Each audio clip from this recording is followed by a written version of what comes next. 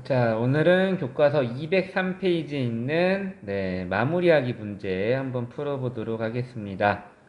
자, 1번 문제는 생태계를 구성하는 다양한 요소들이 나와 있죠.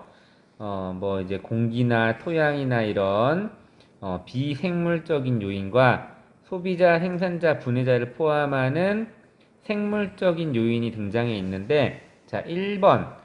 자, 일조량이 식물의 광합성량에 영향을 미치는 것은 빛이 생물에게 영향을 미치는 거니까 요 비생물적인 요인이 생산자에게 영향을 주는 가에 해당하겠죠?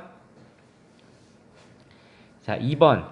자, 지렁이가 토양을 먹고 뱉으면서 토양이 비옥해진다. 이거는 지렁이라고 하는 생물이 토양이라고 하는 비생물적인 요인에 영향을 주는 거니까 나가 될 겁니다. 나. 자, 그 다음 3번. 자, 토끼 개체수가 늘어나면서 토끼가 먹이로 하는 풀의 개체수가 줄어든대. 자, 토끼라고 하는 1차 소비자가 풀이라고 하는 생산자를 먹어치움으로써 영향을 주고 있으니까 소비자가 생산자에게 영향을 주는 라가 정답이 될 겁니다. 그래서 3번은 라입니다. 라. 자, 2번은 개체군의 밀도에 대한 설명을 물어보는 문제입니다. 자, 1번. 자, 밀도란 자, 일정 공간에 얼마나 많은 개체수가 살고 있는가를 말하는 거죠. 네, 맞는 말입니다. 2번. 자, 개체군의 크기, 얼마나 수가 많은가는 밀도를 이용해 나타냅니다. 맞습니다. 3번. 자, 개체군의 밀도에 영향을 주는 것은 밀도를 증가시키는 요인은 출생과 이입이 있고 감소시키는 요인에는 사망과 이출이 있는데 자, 실제 이제 생물 군집상에서 그 개체군의 크기에 더 큰 영향을 주는 건 출생과 사망이에요. 물론 이입과 이출이라는 일들이 일어나긴 하지만 출생과 사망만큼 자주 일어나는 일은 아니기 때문에 더 큰 영향을 끼치는 건 출생과 사망입니다. 그래서 3번만 잘못 설명했기 때문에 3번이 정답. 4번. 자, 빛이나 서식 공간, 온도 같은 비생물적 요인이 개체수에 영향을 줄 수 있죠. 4번도 맞는 설명. 5번. 질병이나 다른 식물들의 영향을 미칠 수 있다. 이것도 맞는 말입니다. 그래서 2번의 정답은 3번이 되겠습니다. 그 다음 3번. 자, 개체군의 성장 곡선이 지금 두 개가 있는데 기억은 환경 저항을 고려하지 않은 이론적인 생장 곡선인 J자형 곡선이고 니은은 현실이 반영된 거지. 니은은 S자형 곡선이에요. 자, 이렇게 J자형처럼 증가하지 못하고 S자형으로 줄어드는 이유는 이만큼의 차이를 만들게 하는 환경 저항이 있기 때문이고 그때 S자형에서 그 개체수가 거의 최대치에 도달하는 요 저 지점을 그 환경의 수용력이라고 이야기하죠. 환경 수용력. 그래서 이제 밑에 있는 설명을 보면 자, 이 개체군의 환경 수용력은 600마리 정도이다. 그쵸? 지금 600마리 정도에서 개체수가 정체를 이루고 있고 자, 니은 자, 개체군의 생식 활동이 제약을 받으면 기억이 아니고 니은처럼 나타나야 되죠. 니은은 틀렸습니다. 디귿. 자, 생장 곡선이 기억이 아닌 니은처럼 나타나는 이유는 환경 저항 때문이다. 맞는 설명입니다. 정답은 기억과 디귿이 되겠습니다.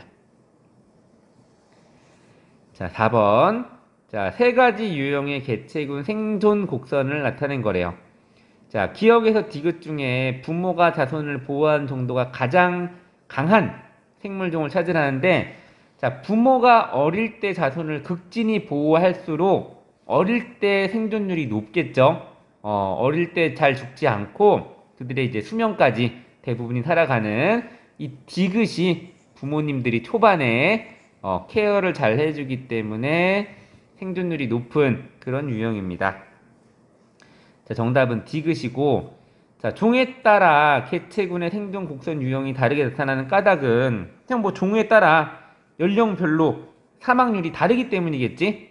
응? 니은은 연령별로 일정하게 죽으니까 그런 거고, 기억은 어린 시절에 대부분이 죽으니까 그런 거고, 디귿은 어린 시절에 극진한 부모의 보호 덕분에 생존율을 높게 유지하니까 이런 모습이 나타나는 거고, 이렇게 종에 따라 뭐 연령별 사망률이 다르기 때문에 이렇게 종마다 다르게 나온다 라고 할 수 있겠죠.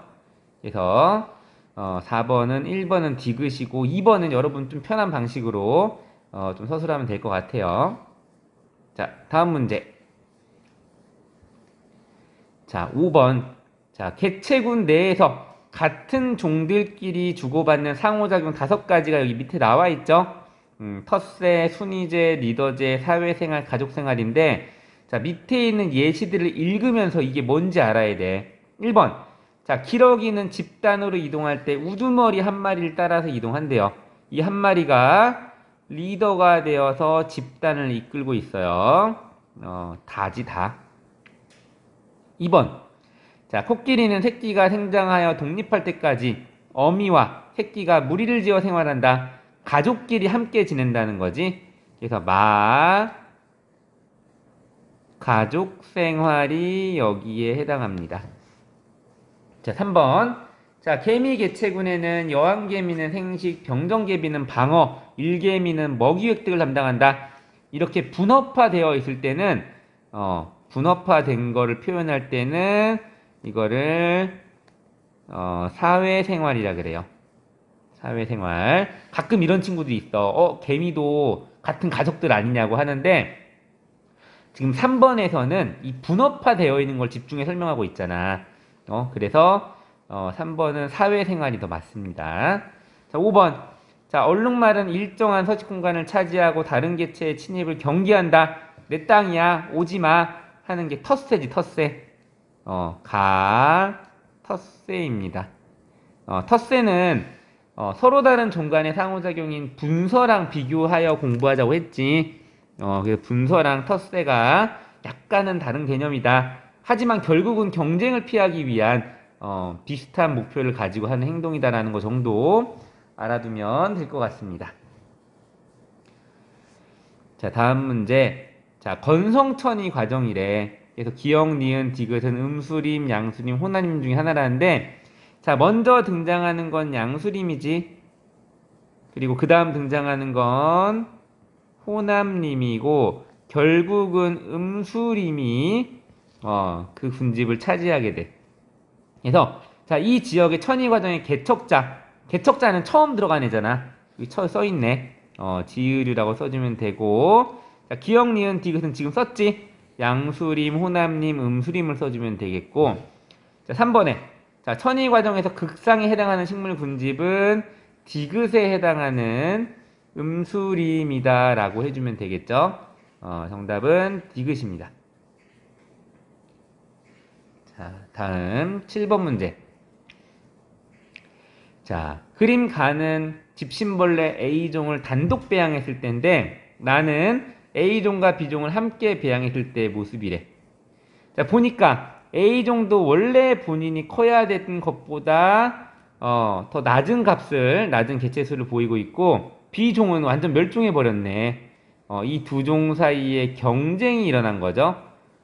경쟁을 해서 B종은 지면서 그 경쟁이 너무 심해서 멸종까지 해버린 경쟁 베타 원리가 일어난 거고, A종 입장에서는 경쟁에서 이겼지만 그 경쟁하느라 너무 많은 에너지를 쏟았기 때문에 개체수가 원래 성장할 만큼 성장하지 못하는 그런 모습을 보이고 있습니다.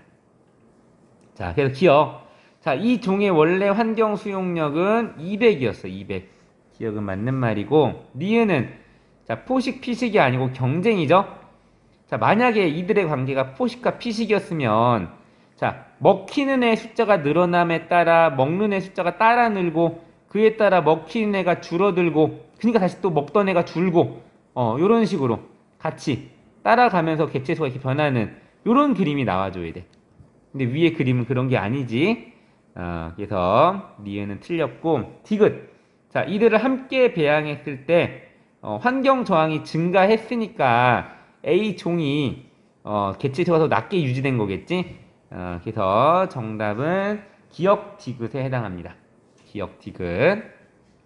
이렇게 다른 종의 등장, 그 종으로 인해 방해받는 것 또한 환경 저항인 거야. 여기서는. 자, 다음 문제 8번. 자, 피라미는 은어가 이주해 오면 서식지와 먹이를 달리한다. 자신의 생태적 지위를 달리하면서 경쟁을 피하는 서로 다른 종 간의 상호작용, 분서에 해당하는 이야기입니다. 자, 2번. 자, 빨판 상어는 거북이 몸에 붙어 먹이도 먹고 이동도 쉽게 하지만 거북이는 별다른 영향이 없어. 자, 한 종은 이득을 보지만 다른 한 종은 이득도 손해도 없는 이런 관계를 우리는 자, 편리공생이라고 이야기합니다. 편리공생. 8번의 정답은 이렇게 써주면 되고, 자, 9번. 자, 생태계에서 물질의 이동이라고 하는데, 자, A는 생산자겠지? 태양으로부터 에너지를 받아서 광합성을 한 생산자. 그들을 먹는 1차 소비자가 B에 해당할 것이고, 그들을 먹는 C는 2차 소비자가 될 것이고, 자, 그들의 사체나 배설물을 분해하는 분해자. 그들은 이들의 물질을 대기나 물이나 토양 같은 비생물적인 요인으로 되돌려 보낸다 라고 하면 됩니다. 자, 1번의 A, B, C는 방금 썼으니까 넘어가고, 2번. 자, 나 중에서 물질과 에너지를 찾으라고 하는데, 가는 태양으로부터 공급이 돼서 한쪽 방향으로 흘러만 나가고 있죠. 순환하지 않고, 요 가는 에너지가 되겠고, 자, 나는 이 생태계 내에서 지금 빙글빙글 돌면서 순환하고 있습니다. 자, 요 순환하는 거에 해당하는 거는 자, 물질이 되겠죠. 물질. 그래서 가는 에너지, 나는 물질이라고 적어주면 되겠습니다. 자, 다음은 10번 문제. 자, 질소 순환 과정이래. 자, 공기 중에 있는 질소는 무려 78%나 차지하지만 식물들이 바로 이용을 할 수가 없습니다. 자, 그래서 어떻게 하냐? 자, 질소 고정 세균에 의해서 질소가 암모늄 이온으로 바뀌어야 드디어 이제 식물이 사용할 수 있었죠. 자, 그런데 이런 암모늄 이온 형태로도 이용하지만 자, 또 질산화 세균에 의해서 질산화 아이고 글씨가 왜 이래?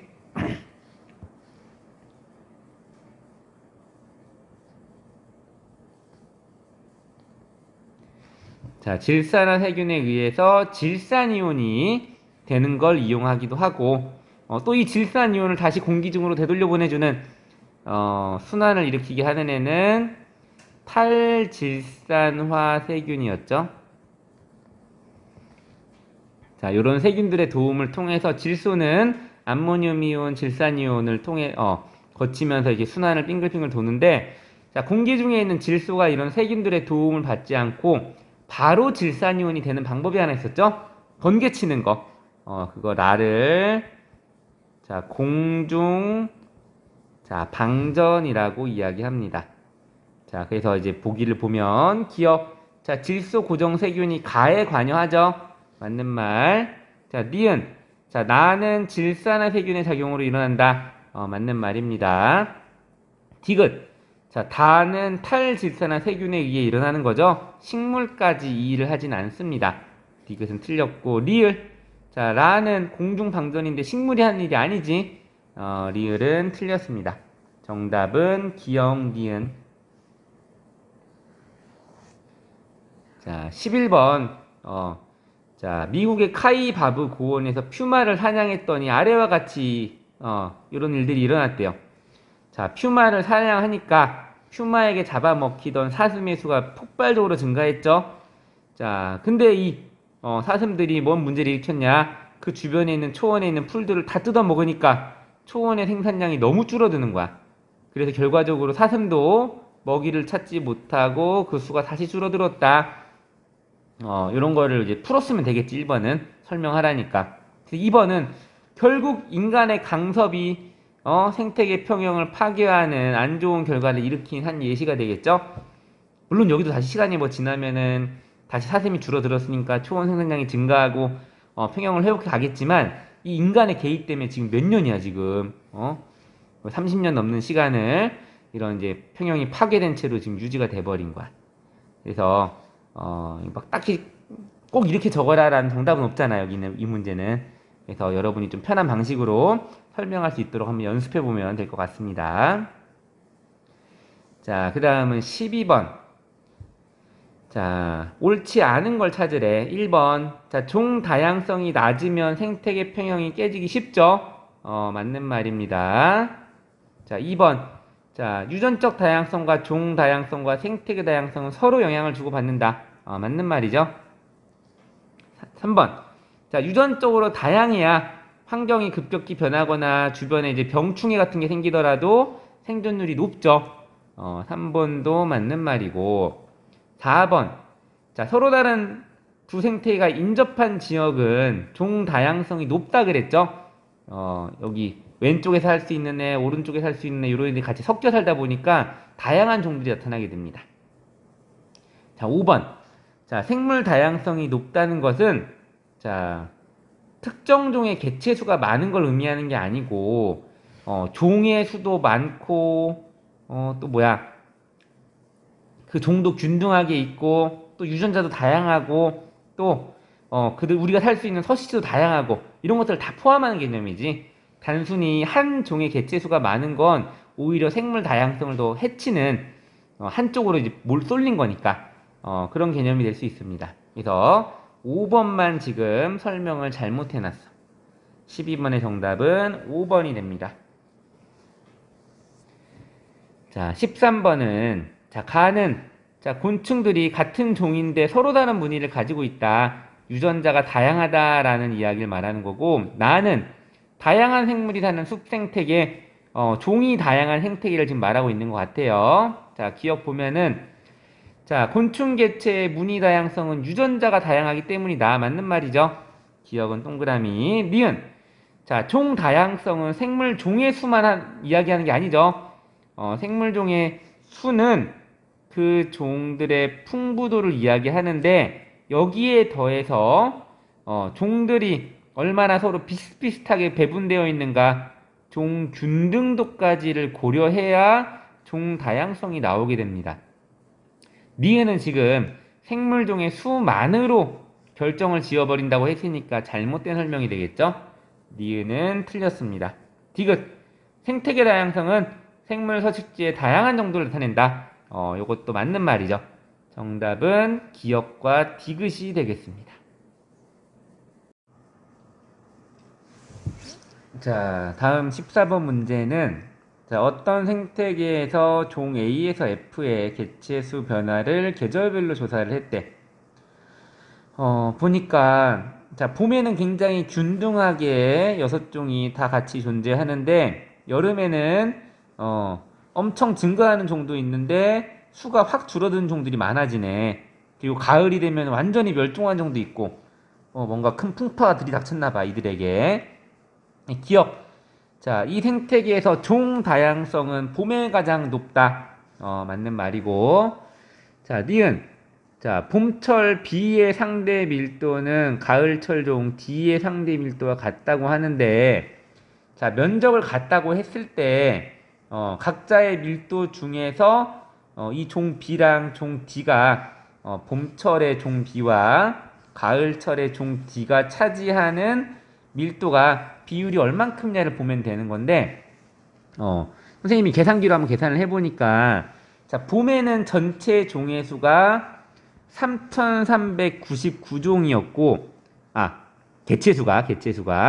자, 그 다음 가을에 있는 요 개체수를 다 더했더니, 630마리가 있더라고. 그래서, 자, 종 B 같은 경우는 3,399 중에 780을 본인이 차지하는 거잖아. 그래서, 자, 봄의 B는 3,399에서 780만큼이 본인의 차지니까 계산을 해보니까 약 한 23% 정도 나오더라고. 계산 한번 해봐. 계단기 두들기면서. 자, 그 다음에 가을의 종 D는 가을에 존재하는 개체수가 전부 다 630마리인데 그 중에 본인 종이 245마리를 차지하고 있더라고. 곱하기 100을 하면은 이게 약 한 9% 정도 나오더라고. 그래서 B의 상대 밀도는 가을철 종 D의 상대 밀도보다 낮지. 낮다고 할 수 있습니다. 자, 디귿. 자, 이들의 개체수가 이렇게 달라지는 거는 자, 생태계 다양성은 얼마나 우리들의 서식지가 다양한가를 이야기하는 건데 좀 이거랑은 무관한 이야기지. 그래서 맞는 말은 기역밖에 없습니다. 기역. 자, 다음은 15번 문제. 자, 외래 생물. 자, 기존에 이곳에 없던 생물들이 들어왔을 때 무슨 일들을 벌일 수 있는가? 자, 외래 생물은 먹이 사슬을 변화시켜 생태계를 교란할 수 있다. 맞는 말이죠. 자, 기존에 살던 종들의 서식지를 이들이 차지하면서 고유 종의 개체수를 줄어들게 할 수 있습니다. 맞는 말이고. 자, 외래 생물이 만약 이 새로운 환경에 적응을 해버리면 그들에 대한 천적이 없기 때문에 그 수가 너무 크게 늘어나 버려. 이런 것도 문제가 될 수 있습니다. 그래서 정답은 기역, 니은, 디귿 세 가지 전부 다 정답이 되겠습니다.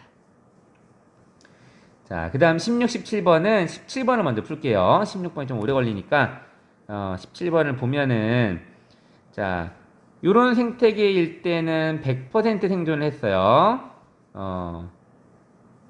자, 그런데 요렇게 변했더니 소형 동물들이 86%만 생존할 수 있고, 자, 이끼를 제거해서 여기를 끊어버렸어. 서식지를 단편화시켰더니 그 이끼 밑에 서식하던 소형 동물들의 생존율이 거의 60%까지 줄어들어 버렸지. 그래서 자, 이렇게 줄어드는 이유는 일단 자, 이끼가 덮인 곳에 면적이 줄어드는 것 자체로도 문제가 되고 거기에 이게 된 거지. 지금 면적이 줄어들어서 거기에 더해서 서식지를 단편화해 버리니까 그 생존율이 확 줄어버렸지. 그래서 이러한 이유들로 생존율이 줄어든 거다라고 이야기할 수 있습니다. 그래서 생태계 하나가 작은 생태계 여러 개로 나누어지면 자, 가장자리는 많아지는 거잖아. 하지만 우리 그때 기억나나? 도로를 만들었을 때 이 안쪽의 넓이가 이만큼이었었는데 자, 도로를 지어 버리면 그 중앙에 해당하는 구역의 면적이 굉장히 줄어들었던 거 기억나지? 그래서 자, 이 중앙에 서식하는 그런 생물 종들의 생물 다양성 감소가 더 급격하게 일어나게 됩니다. 이게 서식지 단편화의 문제점이에요. 자, 그래서 여기까지 하고 그 다음 마지막 16번 문제를 풀면서 오늘 수업을 마치도록 하겠습니다. 자, 마지막 16번 문제는 방형구를 보면서 식물 군집의 밀도랑 빈도랑 피도를 구해야 되는 문제인데 자, 지금 우리는 A종, B종, C종 세 종이 등장하고 있고 자, 먼저 그들의 이제 밀도를 계산을 해야 되는데 밀도는 자, 단위 면적당 얼마나 많은 개체수가 살고 있는가를 이야기하죠. 자, 보면 지금 방형구가 4개가 있는데 이 방형구마다의 넓이가 1이지 1. 가로 세로가 1m니까. 근데 그런 4개니까 전체 면적은 4가 되는 거고 자, 그 안에 있는 개체수를 세줘야겠지? 그래서 A종 개체수를 세주고 B종 개체수를 세주고 C종 개체수를 세주면 A종은 개체수가 4이고 B종은 10 그리고 C종은 25개체가 발견되는 걸 알 수 있어요. 그래서 밀도는 A종이 1, B종이 2.5, C종이 6.25라는 걸 알 수 있습니다. 자, 그 다음 이제 빈도는 자, 전체 방형구 중에서 얼마나 자주 등장하는가를 이야기하는 건데 기준 잡기 좀 나름이긴 한데 이 문제에서는 자, 요 네모 안에 등장하는 걸 한 번에 빈도로 쳤어. 요 안에 있는 세부적인 한 칸 한 칸이 아니고 이 전체 방형구 총 4번이지 4번. 4번 중에서 몇 번 등장했는가로 지금 계산을 했더라고. 이제 해설지를 보니까. 이건 이제 기준을 줄 거야. 시험 문제 또 낸다면. 그래서 자, 전체 나올 수 있는 빈도는 4번이야. 4번.